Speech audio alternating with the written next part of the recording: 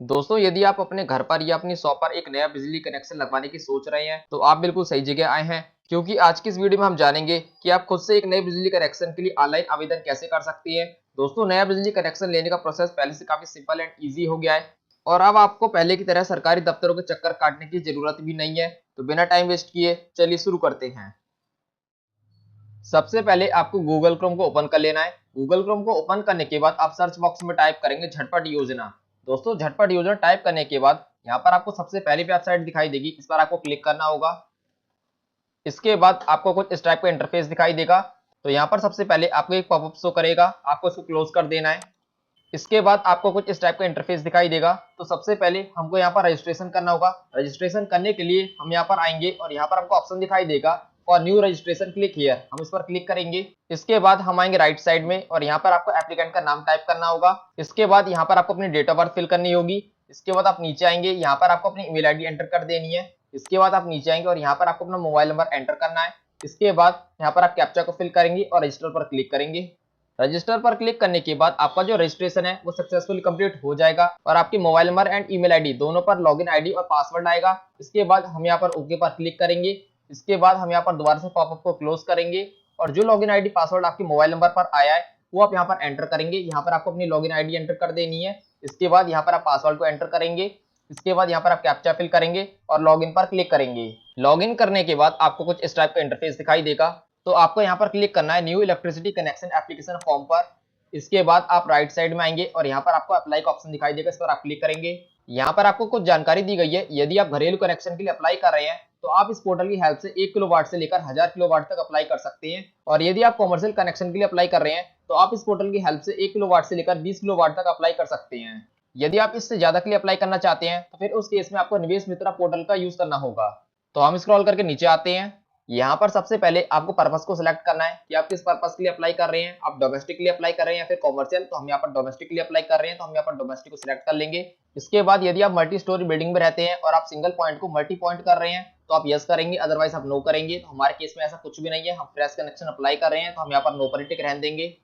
इसके बाद हम नीचे आएंगे और आपसे यहाँ पर पूछ रहा है कि आप बीपीएल कार्ड होल्डर हैं, यदि हैं तो आप यस पर टिक करेंगे, अदरवाइज आप नो पर टिक करेंगे। इसके बाद यहाँ पर आपको अपना डिस्ट्रिक्ट सेलेक्ट कर लेना है। यहाँ पर आपको सभी डिस्ट्रिक्ट मिल जाएंगे तो यहाँ पर आप अपना डिस्ट्रिक्ट सेलेक्ट कर लेंगे। इसके बाद हम नीचे आएंगे और यहाँ पर आपको डिवीजन सेलेक्ट करना होगा। आपके एरिया में जितने भी डिवीजन आते हैं वो सभी आपको यहाँ पर शो करेंगे, तो आप यहाँ पर अपने अकॉर्डिंग अपना डिवीजन सिलेक्ट कर लेंगे। इसके बाद एप्लीकेशन टाइप में न्यू कनेक्शन आपका प्रीपेड होकर आ रहा है। इसके बाद आप नीचे आएंगे और यहाँ पर आपको एप्लीकेंट का नाम फिल करना होगा कि आप किसके नाम पर कनेक्शन के लिए अप्लाई कर रहे हैं, उसका नाम आपको यहाँ पर फिल करना होगा। इसके बाद यहाँ पर आप जेंडर को सिलेक्ट कर लेंगे कि आप मेल है या फीमेल। इसके बाद यहाँ पर आपसे मैरिटल स्टेटस पूछ रहा है कि आप मैरिड है या अनमैरिड, तो आप वो सिलेक्ट कर लेंगे। इसके बाद यहाँ पर आपको अपने फादर का नाम टाइप करना होगा। यदि आप फीमेल है तो आप उस केस में अपने हस्बैंड का नाम यहाँ पर टाइप कर सकते हैं। इसके बाद यहाँ पर आपको अपनी मदर का नाम टाइप करना होगा।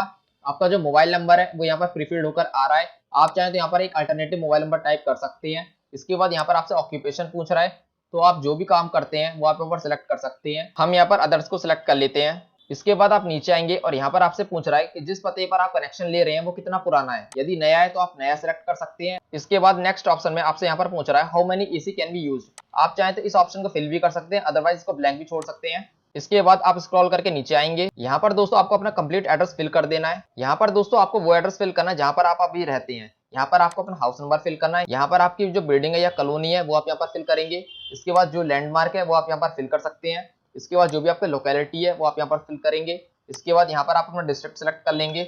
इसके बाद जो भी आपके एरिया का पिन कोड है वो आप यहाँ पर फिल करेंगे। यदि आपका करस्पॉन्डेंस एड्रेस और परमानेंट एड्रेस सेम है तो आप यहाँ पर टिक कर देंगे। यदि अलग अलग है तो आप इसको मैनुअली फिल करेंगे। इसके बाद हम स्क्रॉल करके नीचे आएंगे और यहाँ पर साइट एड्रेस में आपको वो एड्रेस फिल करना है जहाँ पर आप कनेक्शन लेना चाहते हैं। दोस्तों, जो हमने यहाँ पर ऊपर एड्रेस फिल किया था ये वो एड्रेस है जहाँ पर आप अभी रहते हैं और यहाँ पर साइट एड्रेस में आपको वो एड्रेस फिल करना है जहाँ पर आप कनेक्शन लेना चाहते हैं। तो यहाँ पर आप खसरा number, house number, plot number जो भी है वो आप यहाँ पर फिल कर देंगे। इसके बाद अगर आपकी कोई बिल्डिंग का नाम है या फिर कॉलोनी का नाम है वो आप यहाँ पर फिल करेंगे। यहाँ पर आप लैंडमार्क फिल कर देंगे। इसके बाद आपकी जो लोकेलिटी है उसका नाम आप यहाँ पर फिल कर देंगे। लोकेशन टाइप में रूरल है या अर्बन है वो आप यहाँ पर सिलेक्ट कर लेंगे। इसके बाद यहाँ पर आप डिस्ट्रिक्ट सिलेक्ट कर लेंगे, जो भी डिस्ट्रिक्ट लगता है आपका वो आप यहाँ पर डिस्ट्रिक्ट को सिलेक्ट कर लेंगे। इसके बाद हम नीचे आएंगे और यहाँ पर आपको अपनी तहसील सिलेक्ट करनी होगी।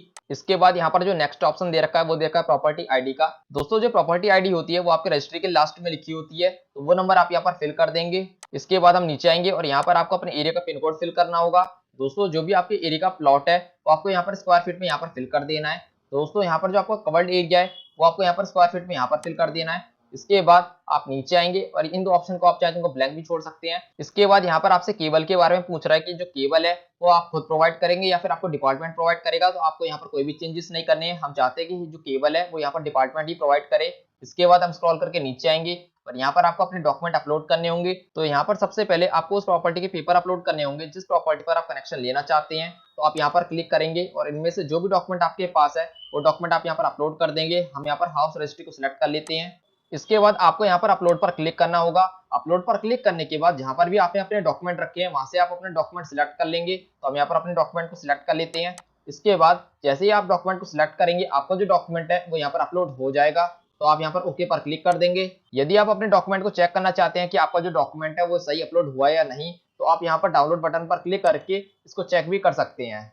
इसके बाद आपको यहाँ पर एक आईडी प्रूफ अपलोड करना होगा। आईडी प्रूफ अपलोड करने के लिए आप यहाँ पर क्लिक करेंगे और यहाँ पर कई सारी आईडी अवेलेबल है।